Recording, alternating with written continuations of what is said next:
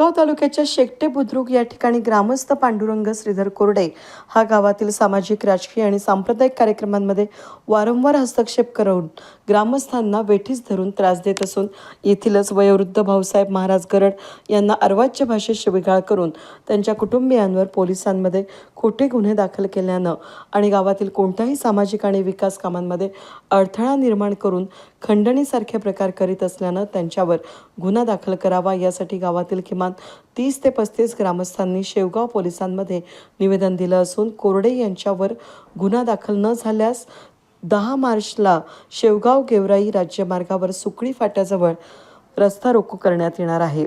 यावेळी प्रहार दिव्यांग संघटनेच्या महिला जिल्हाध्यक्ष लक्ष्मी देशमुख, जनशक्ती विकास आघाडीचे तालुका उपाध्यक्ष हरिश्चंद्र फाटे, जगन्नाथ गरड, शिवदर्शन गरड, वंचित बहुजन आघाडीचे गणेश बोरुडे, श्री किसन काकडे, अंकुश गरड यांच्यासह ग्रामस्थ उपस्थित होते।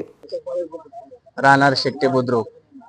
आज या ठिकाणी आम्ही शेवगाव पोलीस स्टेशनला सर्व ग्रामस्थ या ठिकाणी आलेलो आहोत।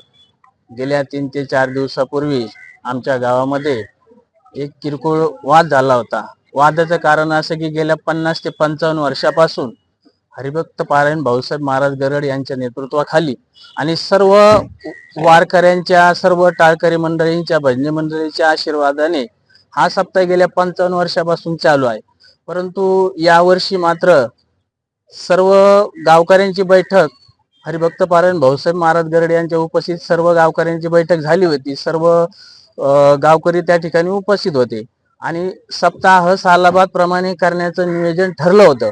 परंतु त्यानंतर 2-3 दिवसांनी काही पांडुरंग श्रीधर कोरडे आणि त्यांच्या काही सहकार्याने मला येऊन सांगितले की बाबा तुम्ही जी मीटिंग घेतली ती मीटिंग आम्हाला मान्य नाही, आम्हाला तुमचा सप्ताह मान्य नाही, म्हणून आम्ही दुसरा सप्ताह करणार आहोत। तर मी म्हणलं काय तुमच्या समस्या असतील ते मी जाणून घेतो, आपण कॉम्प्रोमाइज करण्याचा प्रयत्न करू, सप्ताह सर्व गावकऱ्यांचा असतो, परंतु नाही, आम्ही आमच्या पद्धतीने सप्ताह करणार, अशा पद्धतीची भूमिका घेतली। आणि त्यावेळेस हरिभक्त पारायण भाऊसाहेब महाराज गरड यांना अरोच्य भाषा वापरली।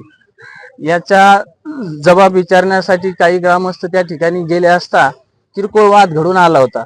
परंतु काल जे काही गुन्हा दाखल झालेला आहे या गुन्ह्यामध्ये दादांत खोटे आरोप हरिभक्त पारायण भाऊसाहेब महाराज गरड यांच्यावर करण्यात आले आहेत। ज्यांनी आयुष्यातले 50 वर्ष परमार्थ केला अशा व्यक्तीवर असे आरोप करणे हे दादांत खोटं आहे, हे कोणत्याही ग्रामस्थाला मान्य नाही, म्हणून अशा व्यक्तीवर त्वरित गुन्हा दाखल करावा अशी आमची मागणी आहे। वेद न्यूजसाठी प्रतिनिधी पांडुरंग निंबाळकर, अहिलानगर, शेवगाव।